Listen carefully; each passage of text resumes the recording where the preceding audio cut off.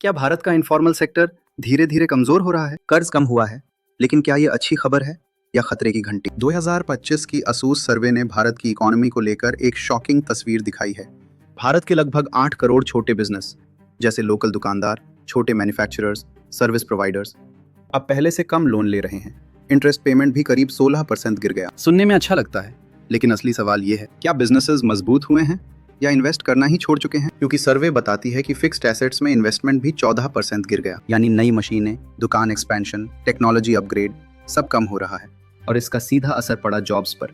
2025 में सिर्फ 74 लाख नई जॉब्स बनी, जबकि पिछले साल ये आंकड़ा 1.1 करोड़ था। याद रखिए, इंडिया का अनइनकॉर्पोरेटेड सेक्टर हमारी इकोनॉमी का साइलेंट बैकबोन है। ये अकेले देश की कुल जीवीए का 6.4% कंट्रीब्यूट करता है, करीब 20 लाख करोड़ रुपए। लेकिन प्रॉब्लम क्या है?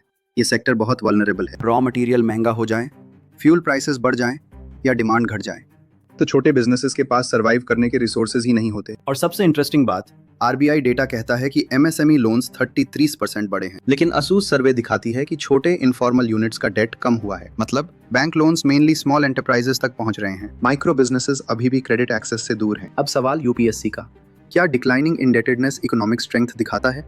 आंसर है, जरूरी नहीं।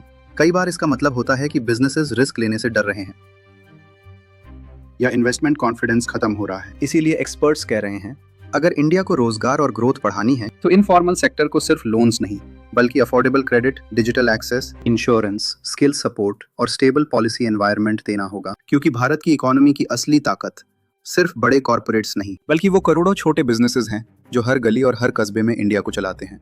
और अगर यही सेक्टर रुक गया तो इंडिया की ग्रोथ स्टोरी भी स्लो हो सकती है।